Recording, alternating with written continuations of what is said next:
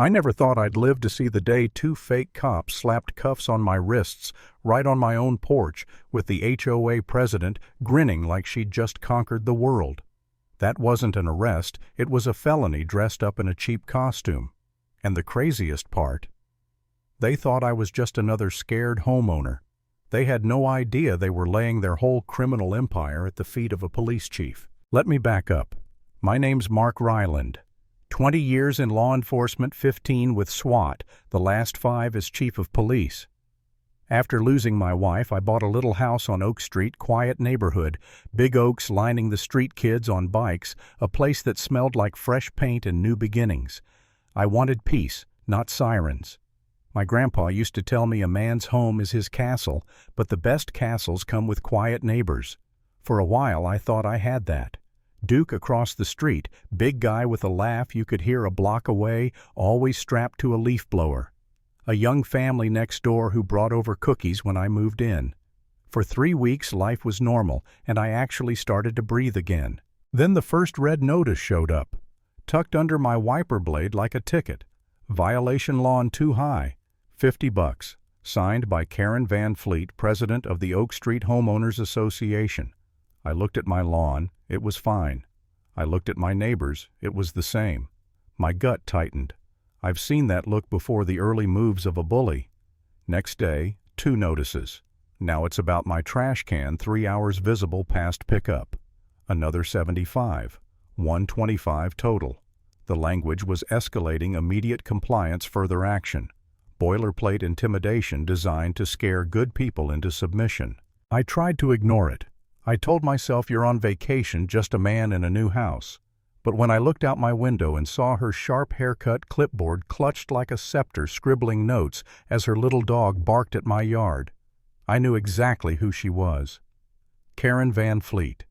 Her eyes met mine, smug, superior, the look of a queen surveying her domain.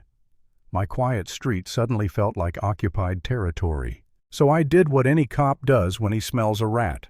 I went to the county clerk. I asked for incorporation papers, covenants, anything with Oak Street HOA on it. The clerk typed and searched, squinting over her glasses. Nothing. Not under Oak Street, not under any variation. My subdivision had never had an HOA. No covenants, no filings, nothing. Karen's empire was built on paper and lies. She'd invented a government, slapped her name on it, and started extorting her neighbors. Fraud, conspiracy, a shadow crown for a self-appointed queen. I walked out with a certified letter proving it. Heavy paper, official seal, the kind of truth that doesn't bend to opinion. I could have walked right over to her house and shoved it in her face, but I knew that wouldn't stop her. People like her don't stop when you catch them. They adapt, they hide, they find fresh victims. My grandpa used to say, you don't scare a wolf away from the sheep, you cage it. So I decided to let her keep playing, let her escalate until the evidence wrapped around her like a noose. I prepped my house like a command post.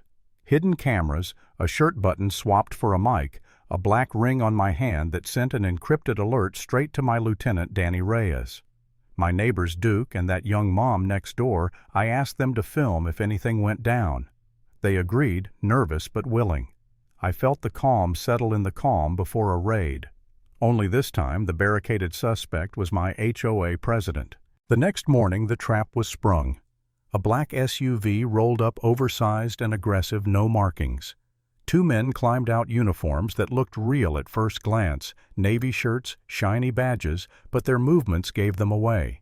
Cops move with precision economy. These guys moved like actors. And there she was behind them, Karen Blazer on clipboard raised like a sword pointing to my door. She was about to savor her victory. They pounded, not knocked, pounded on my door. I opened it, calm, concerned citizen face. Can I help you? The big one puffed up. Mark Ryland. We have a warrant for your arrest. He shoved a paper at me. Fake seal. Fake judge.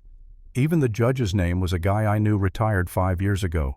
Charges criminal defiance of community bylaws. That's not even a thing. Karen stepped forward, smile sharp enough to cut glass. You were warned, Mr. Ryland. We don't tolerate lawbreakers on Oak Street. You brought this on yourself. I raised my hand, slowly surrendered. "No trouble," I said. Her smile widened. The cuffs bit into my wrists, cheap metal sloppy technique. I didn't flinch. I just smiled at her, a small curve enough to drive her crazy. And it did. She snapped, "Wipe that stupid grin off your face, you're in serious trouble." They marched me down on my porch, the classic perp walk. Neighbors watching phones, filming exactly what I wanted. Duke's leaf blower roared to life, humming like a background chorus, while the young mom's blinds clicked open, her phone pointed right at us. Every angle captured, every second logged. My thumb tapped the side of the ring, 1-2. The signal shot out. Danny had eyes and ears on everything. They shoved me into the SUV. The smaller one sneered. "Not so tough now, huh? Should have just paid the fine." I stayed silent. Silence unnerves cowards more than shouting. They need fear to feed on. I gave them nothing. The driver called Karen. "Yeah, we got him. Heading to the spot. Conspiracy confirmed." As we turned toward the industrial park, I leaned against the bumper during a fake stumble, palmed a GPS tracker under the frame. They didn't notice. My people were already shadowing us building the box. I'd be lying if I said there wasn't a moment sitting in the back of that SUV where doubt crept in. What if the tracker didn't stick? What if Danny's team was too late? What if this was the one time the plans slipped and I just disappeared into some empty warehouse? For a split second, I wondered if I was reckless, if maybe I should have just taken that letter to Karen and ended it quietly. My wrists ached, my chest tightened, and for the first time in years I felt helpless.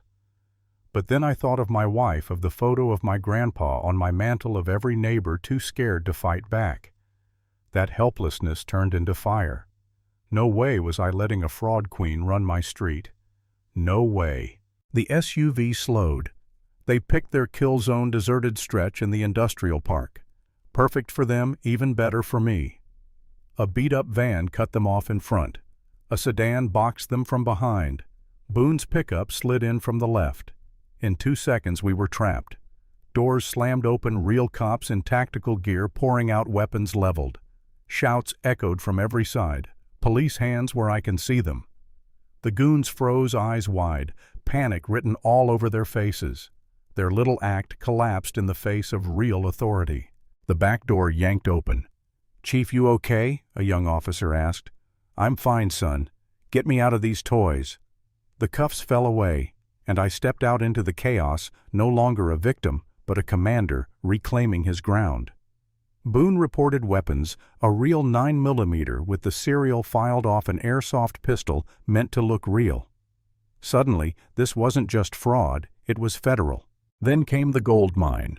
The SUV was full of red notices binders with target houses, cash wrapped in rubber bands with addresses scribbled on sticky notes, and a burner phone with Karen's number labeled K-Boss. A text, "Is the trash taken out?" My blood boiled. That wasn't HOA language, that was a mob boss talking. We traced it to a storage unit. Inside her whole factory. Printers, stacks of paper files on every neighbor she'd shaken down, records of payments, shell corporations tied to bank accounts stuffed with over 250 grand.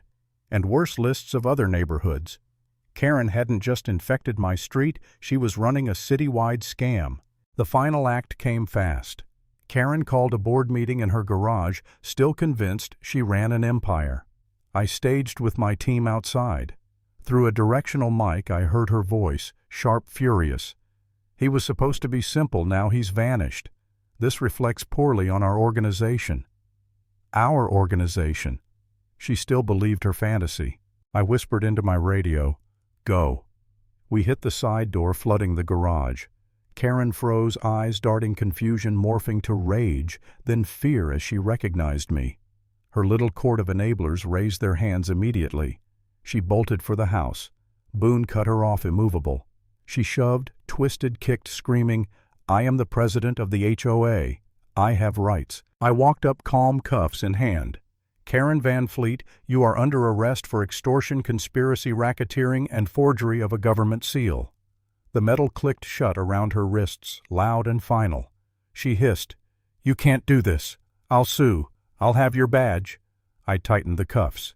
"Tell it to the judge."